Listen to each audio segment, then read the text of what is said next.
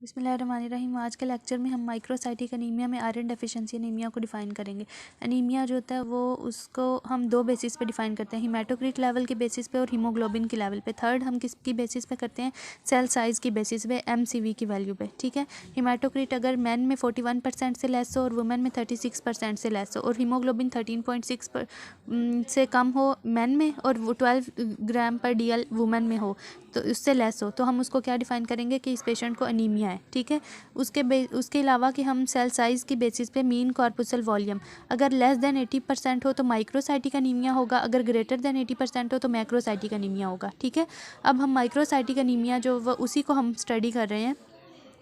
Iron deficiency anaemia जो होता है वो माइक्रोसाइटिक एनीमिया है। ठीक है, जिसमें क्या होता है कि आरबीसी की प्रोडक्शन कम हो जाती है, यानी आरबीसी बॉडी में कम हो जाता है। वो किस तरह से कम होता है कि उसके बहुत सारे कॉजेज़ हो सकते हैं कि जीआई लॉस हो सकता है, मेंस्ट्रुअल लॉस हो सकता है, या फिर अदर कंडीशन या कि प्रेगनेंसी हो सकती है। सेकेंड ये है कि क्लिनिकल प्रेजेंटेशन अब हम इसकी पढ़ेंगे।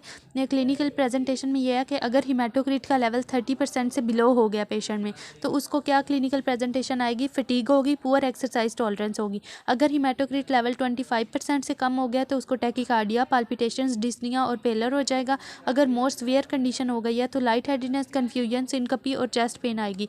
और अगर मॉडरेटली सीवियर कंडीशन है तो सिस्टोलिक इजेक्शन मरमर भी डेवलप हो सकते हैं। नेक्स्ट क्या है, उसकी क्लिनिकल प्रेजेंटेशन में यह आता है कि उस पर्सन के ब्रिटल नेल्स होंगे, स्पून शेप नेल्स हो जाएंगे, उसको ग्लोसाइटिस हो जाएगा।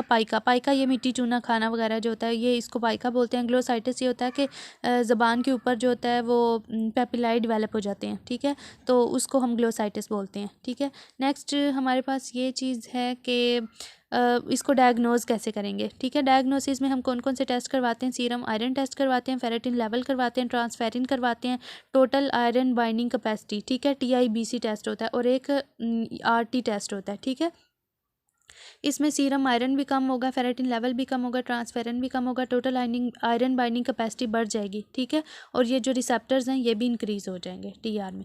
और नेक्स्ट हमारे पास ये चीज़ है कि हम उसकी ट्रीटमेंट किस तरह करेंगे। फेरस सल्फेट की टैबलेट्स हम उस पेशेंट्स को दे देंगे सिंपली, ये इसकी ट्रीटमेंट है।